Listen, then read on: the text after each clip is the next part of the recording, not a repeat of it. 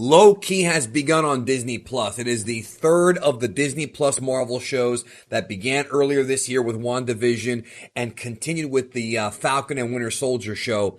This one we knew ahead of time what it was going to be. But what we don't know is just how much of a trip it may end up being. As of right now, this show leans a lot closer to being more like WandaVision, to where instead of it being grounded and more, in reality like what Falcon and Winter Soldier was, it's more like WandaVision. Lots of Marvel cosmic gods, and you got time travel going on and these metaphysical elements of cosmic Marvel.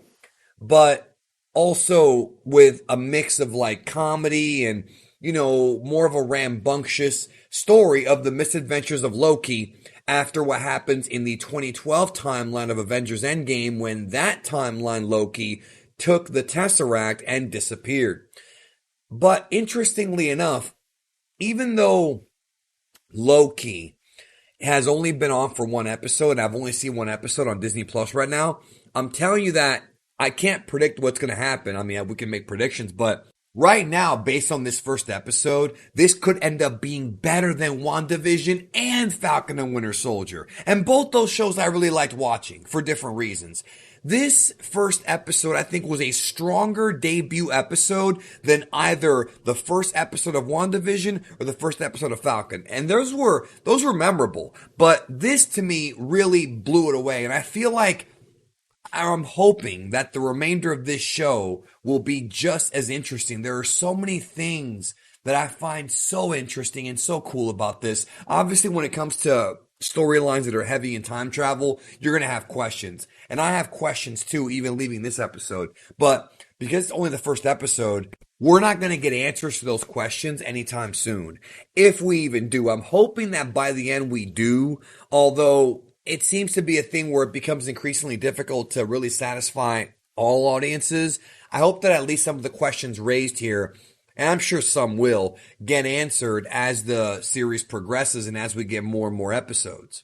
The two centerpiece characters of Loki are Tom Hiddleston reprising his role as Loki from the Marvel Cinematic Universe. This, of course, being the alternate timeline version of Loki from Endgame and the 2012 timeline, not the one that was killed by Thanos and Infinity War.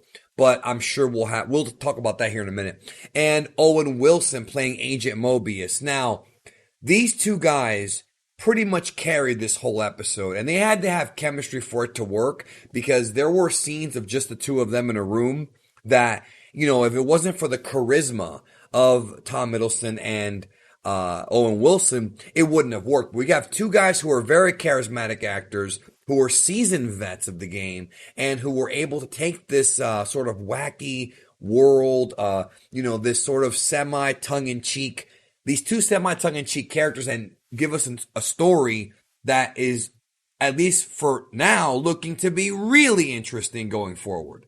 We got so many things that were introduced here, so many concepts of the MCU borrowed from the Marvel Comics, so many things that are teased for the future, and not just that, we got even more development for Loki, whom you would think had already had his arc, or at least, he really did. That timeline's Loki from the main MCU timeline, the one that wound up getting killed by Thanos in Infinity War, he had his arc. That character, he's done. But this is Loki once again coming in and getting a different arc, going in a different direction, but not one that is vastly different.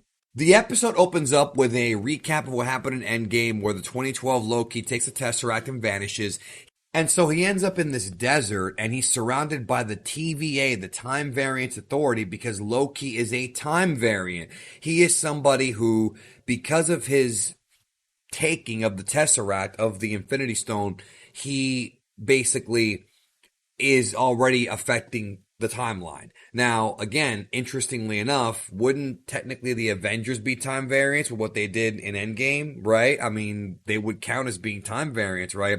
I'm not sure, but I hope they address that in a future episode, because that seemed a bit weird, unless it's one of those like fifth dimensional things where the Avengers Endgame events were supposed to happen the way they did, and they were supposed to go back in time.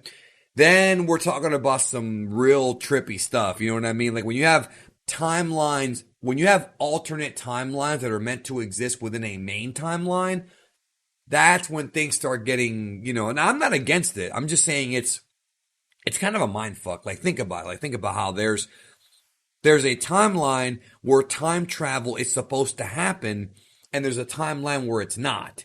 And it's all determined by the timekeepers. And we find this out, in this first episode. They have this awesome scene where Loki's taken captive to the TVA headquarters, and they show this really funny cartoon video, once again teasing the multiverse. They talk about how there was this big multiversal war, and the timekeepers are the ones that founded the TVA, and the TVA's job is to prevent the timeline from skewing and creating multiple multiverses. Now, it does make you wonder, because we know that Phase 4 is going to deal a lot with the multiverse. What's going to happen when it comes to the upcoming Spider-Man No Way Home movie, featuring, alternate universes of, Tobey Maguire and Andrew Garfield Spider-Man, and Doctor Strange in the Multiverse of Madness. There's going to be all kinds of interesting aspects of this going forward. This laid the groundwork, and WandaVision and Loki are both going to be stepping stones into a greater Marvel Phase 4. So they cut back to 1549 France, and we introduce Owen Wilson's character, who is investigating a murder who was obviously caused by Loki, but we find out more later on. So we find out again about the timekeepers, and, Loki is found guilty of meddling with time and sentenced to being reset. And that's when Agent Mobius comes in and introduces himself and, wants to talk to him. And so we have this scene, and this is where I talked about the charisma between the actors is, because they had to carry this. They have this deep conversation about if Loki were a ruler, and, Owen Wilson wants to get to know who Loki is, really wants to get to know what kind of a person he is.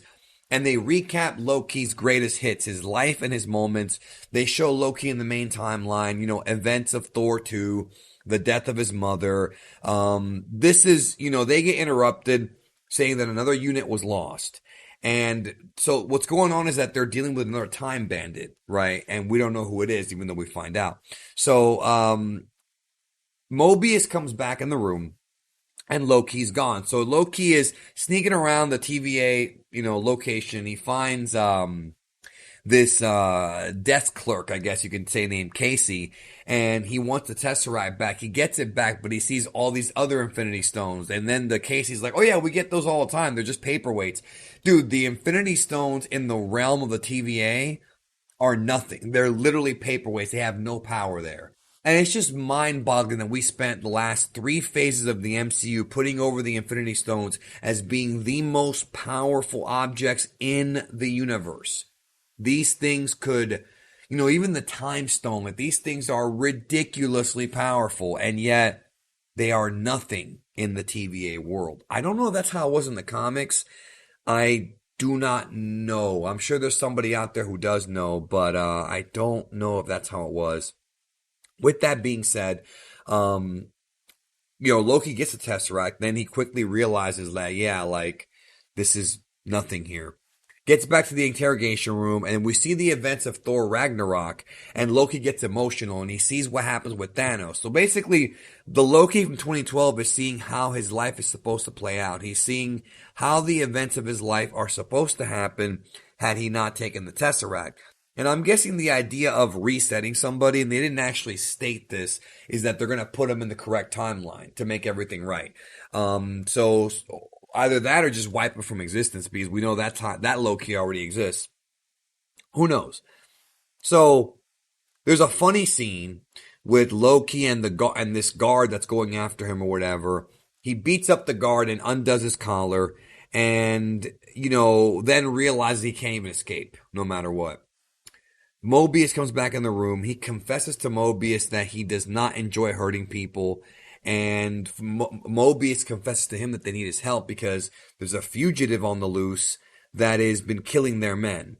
And the one that they are hunting is Loki. It cuts to 1854 Oklahoma, and the TVA, other members of the TVA end up getting killed by this other Loki. So there are, in fact, other timeline versions of Loki, not just the one from 2012. This, to me, is really interesting because now the obvious question is it really Loki? Or is it a clone? Or is it another timeline Loki? Is it that same Loki who somehow created another splintered timeline? Did something else happen in the past that we don't know about? Obviously, something happened at some point in the multiverse to create this Loki. Or is it a Loki from another multiverse? Like, there's all kinds of questions here, but now I'm starting to believe, and I already suspected this before, but I mean, I'm really believing it now that this episode, or this, not this episode, this show, Loki, is going to be even more important in MCU Phase 4 when it comes to explaining the multiverse. I think this show will explain some of the things that are going to be talked about in the Doctor Strange and Spider-Man films, and maybe even Thor 4, because they wouldn't put this show out at this point if it didn't have some kind of reverence. And I feel like the people who just go see the MCU movies and don't at least get to watch these shows once are doing themselves a disservice, because these shows are absolutely an important part of Phase 4. Agents of S.H.I.E.L.D., I feel like maybe after Phase 2 didn't seem that important, unless they bring something back from that show. But, you know, this show and WandaVision and Falcon and Winter Soldier are actual like preludes to movies. Like, they're not just, you know, backdrops for fun. These things are leading somewhere. And even more than we had previously thought. So this episode of Loki was a fantastic episode. The best first episode of any of these new MCU shows, in my opinion. And I'm invested. I am in even more than I was for WandaVision. So let's see what happens. What did you think? Let me know. I'll talk to you soon.